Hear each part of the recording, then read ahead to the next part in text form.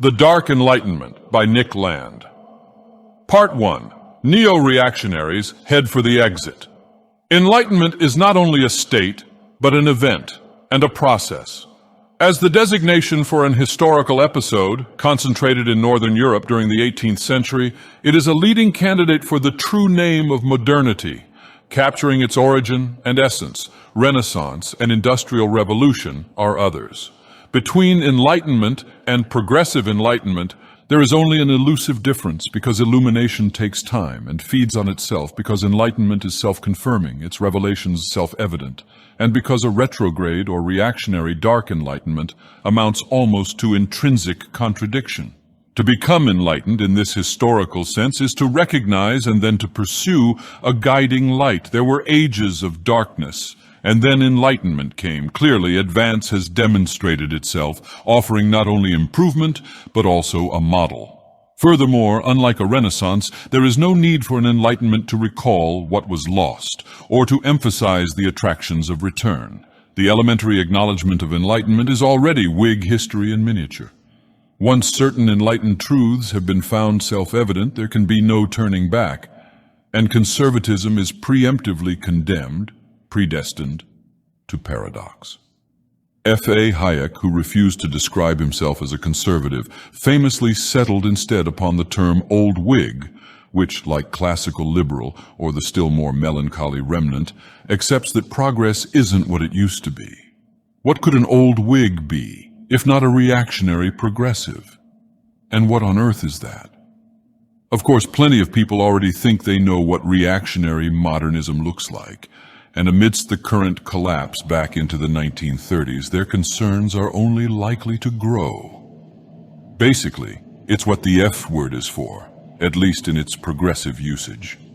A flight from democracy under these circumstances conforms so perfectly to expectations that it eludes specific recognition, appearing merely as an atavism or confirmation of dire repetition. Still, something is happening, and it is, at least in part, something else. One milestone was the April 2009 discussion hosted at Cato Unbound among libertarian thinkers, including Patri Friedman and Peter Thiel, in which disillusionment with the direction and possibilities of democratic politics was expressed with unusual forthrightness. Thiel summarized the trend bluntly. "I no longer believe that freedom and democracy are compatible."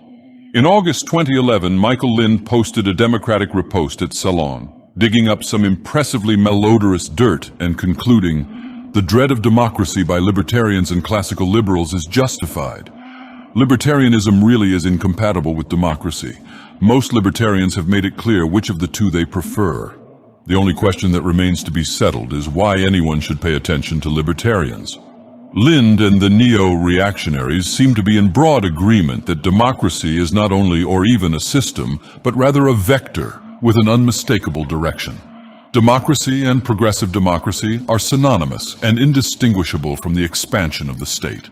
Whilst extreme right-wing governments have, on rare occasions, momentarily arrested this process, its reversal lies beyond the bounds of democratic possibility.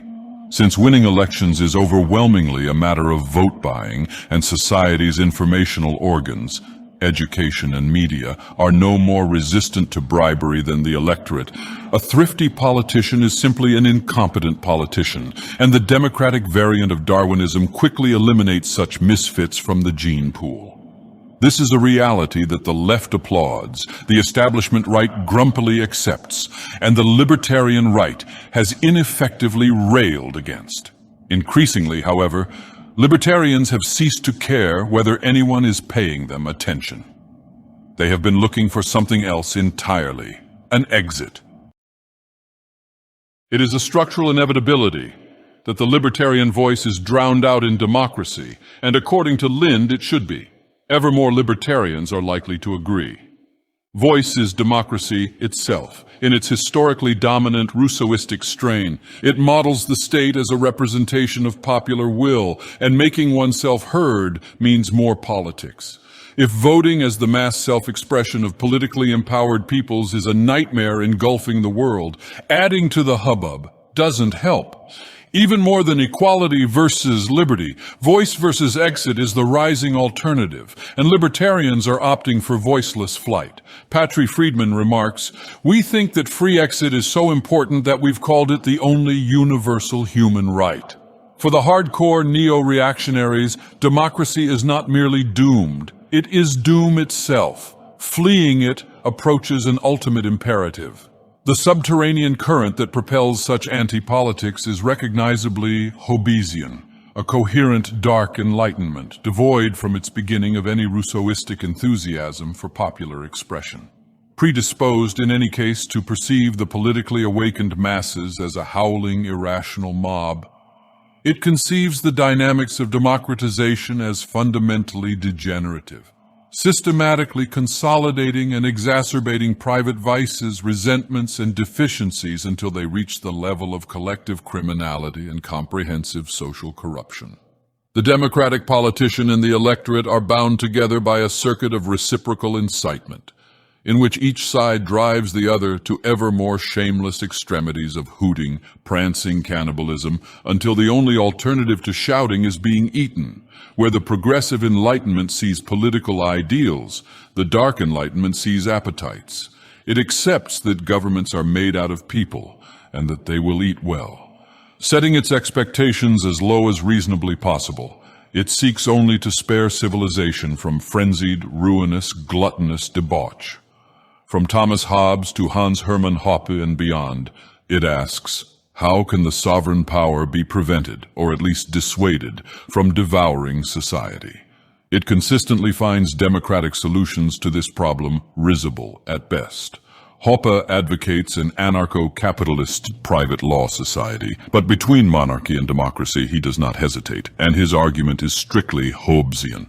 As a hereditary monopolist, a king regards the territory and the people under his rule as his personal property and engages in the monopolistic exploitation of this property. Under democracy, monopoly and monopolistic exploitation do not disappear. Rather, what happens is this. Instead of a king and a nobility who regard the country as their private property, a temporary and interchangeable caretaker is put in monopolistic charge of the country. The caretaker does not own the country, but as long as he is in office, he is permitted to use it to his and his protégés' advantage. He owns its current use, usufruct, but not its capital stock. This does not eliminate exploitation. To the contrary, it makes exploitation less calculating and carried out with little or no regard to the capital stock. Exploitation becomes short-sighted, and capital consumption will be systematically promoted.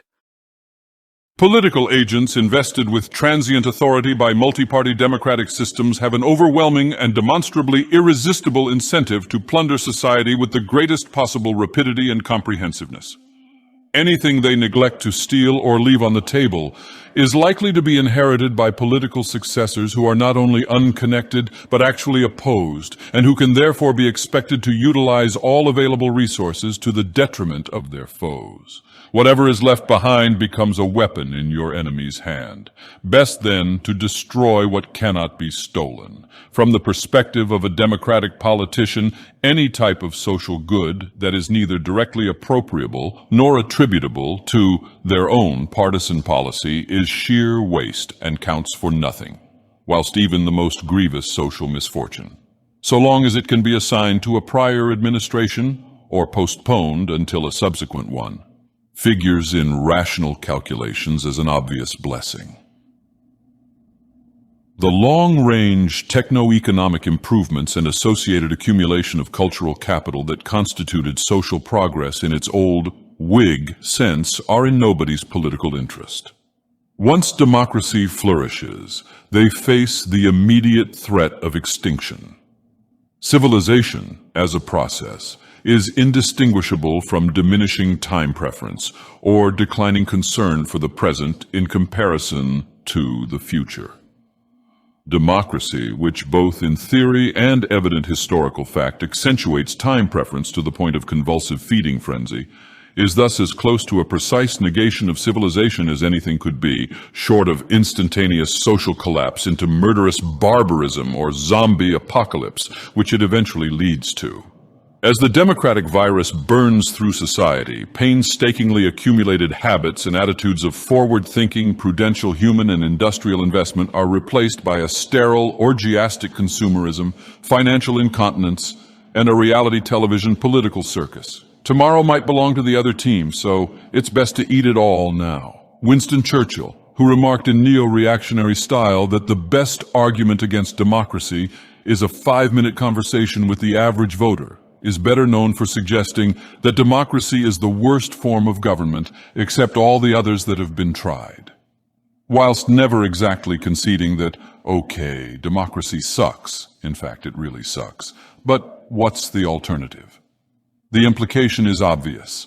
The general tenor of this sensibility is attractive to modern conservatives because it resonates with their wry, disillusioned acceptance of relentless civilizational deterioration, and with the associated intellectual apprehension of capitalism as an unappetizing but ineliminable default social arrangement, which remains, after all, catastrophic or merely impractical alternatives have been discarded. The market economy, on this understanding, is no more than a spontaneous survival strategy that stitches itself together amidst the ruins of a politically devastated world. Things will probably just get worse forever, so it goes. So what is the alternative? There's certainly no point trawling through the 1930s, for one. Can you imagine a 21st century post-demodist society? One that saw itself as recovering from democracy, much as Eastern Europe sees itself as recovering from communism, asks Supreme Sith, Lord of the Neo-Reactionaries, Mencius Moldbug. Well, I suppose that makes one of us. Moldbug's formative influences are Austro-libertarian, but that's all over. As he explains, libertarians cannot present a realistic picture of a world in which their battle gets won and stays won. They wind up looking for ways to push a world in which the state's natural downhill path is to grow, back up the hill. This prospect is Sisyphean, and it's understandable why it attracts so few supporters. his awakening into neo-reaction comes with the Hobbesian recognition that sovereignty cannot be eliminated, caged, or controlled. Anarcho-capitalist utopias can never condense out of science fiction. Divided powers flow back together like a shattered terminator, and constitutions have exactly as much real authority as a sovereign interpretative power allows them to have. The state isn't going anywhere because, to those who run it, it's worth far too much to give up. And as the concentrated instantiation of sovereignty in society, nobody can make it do anything. If the state cannot be eliminated, Moldbug argues, at least it can be cured of democracy or systematic and degenerative bad government. And the way to do that is to formalize it. This is an approach he calls neo-cameralism. To a neo-cameralist, a state is a business which owns a country. A state should be managed, like any other large business, by dividing logical ownership into negotiable shares, each of which yields a precise fraction of the state's profit. A well-run state is very profitable. Each share has one vote, and the shareholders elect a board, which hires and fires managers. This business's customers are its residents. A profitably managed neo-cameralist state will, like any business, serve its customers efficiently and effectively. Misgovernment equals mismanagement. Firstly, it is essential to squash the democratic myth that a state belongs to the citizenry. The point of neo-cameralism is to buy out the real stakeholders in sovereign power, not to perpetuate sentimental lies about mass enfranchisement. Unless ownership of the state is formally transferred into the hands of its actual rulers, the neo-cameral transition will simply not take place. Power will remain in the shadows, and the democratic farce will continue. So secondly, the ruling class must be plausibly identified. It should be noted immediately, in contradistinction to Marxist principles of social analysis, that this is not the capitalist bourgeoisie. Logically, it cannot be. The power of the business class is already clearly formalized in monetary terms, so the identification of capital with political power is perfectly redundant. It is necessary to ask, rather, who do capitalists pay for political favors, how much these favors are potentially worth, and how the authority to grant them is distributed. This requires, with a minimum of moral irritation, that the entire social landscape of political bribery, lobbying, is exactly mapped. and the administrative, legislative, judicial, media, and academic privileges accessed by such bribes are converted into fungible shares. Insofar as voters are worth bribing, there is no need to entirely exclude them from this calculation, although their portion of sovereignty will be estimated with appropriate derision. The conclusion of this exercise is the mapping of a ruling entity that is the truly dominant instance of the democratic polity. Moldbug calls it the cathedral. The formalization of political powers, thirdly, allows for the possibility of effective government. Once the universe of democratic corruption is converted into a freely transferable shareholding in GovCorp. The owners of the state can initiate rational corporate governance, beginning with the appointment of a CEO. As with any business, the interests of the state are now precisely formalized as the maximization of long-term shareholder value.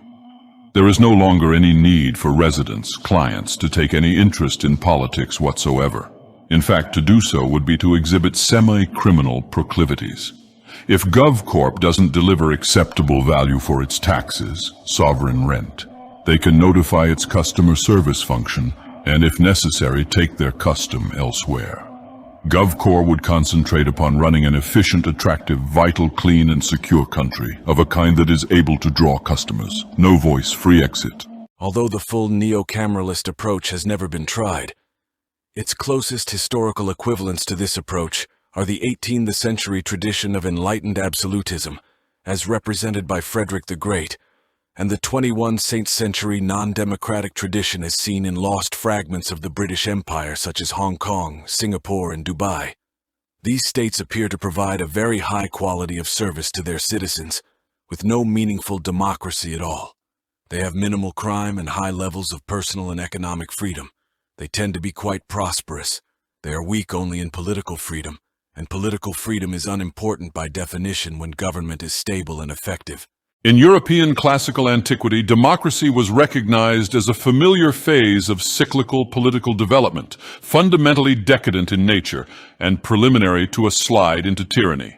Today, this classical understanding is thoroughly lost and replaced by a global democratic ideology, entirely lacking in critical self-reflection, that is asserted not as a credible social scientific thesis or even as a spontaneous popular aspiration, but rather as a religious creed of a specific, historically identifiable kind.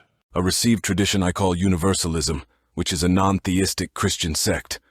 Some other current labels for this same tradition, more or less synonymous, are progressivism, multiculturalism, liberalism, humanism, leftism, political correctness, and the like. Universalism is the dominant modern branch of Christianity on the Calvinist line, evolving from the English dissenter or Puritan tradition through the Unitarian, Transcendentalist, and Progressive movements. Its ancestral briar patch also includes a few sideways sprigs that are important enough to name, but whose Christian ancestry is slightly better concealed, such as Rousseauvian lacism, Benthamite utilitarianism, Reformed Judaism, Comtean positivism, German idealism, Marxist scientific socialism, Sartrean existentialism, Heideggerian postmodernism, etc., etc., etc. Universalism, in my opinion, is best described as a mystery cult of power. It's as hard to imagine universalism without the state as malaria without the mosquito. The point is that this thing, whatever you care to call it, is at least 200 years old and probably more like 5. It's basically the Reformation itself. And just walking up to it and denouncing it as evil is about as likely to work as suing Shub Niggurath in small claims court. To comprehend the emergence of our contemporary predicament, characterized by relentless, totalizing state expansion, the proliferation of spurious positive human rights, claims on the resources of others backed by coercive bureaucracies, politicized money, reckless evangelical wars for democracy, and comprehensive thought control arrayed in defense of universalistic dogma, accompanied by the degradation of science into a government public relations function. It is necessary to ask how Massachusetts came to conquer the world, as Moldbug does. With every year that passes, the international ideal of sound governance finds itself approximating more closely and rigidly to the standards set by the grievance studies departments of New England universities. This is the divine providence of the ranters and levelers, elevated to a planetary teleology and consolidated as the reign of the cathedral. The cathedral has substituted its gospel for everything we ever knew. Consider just the concerns expressed by America's founding fathers, compiled by Liberty Klinger, comment #1 here.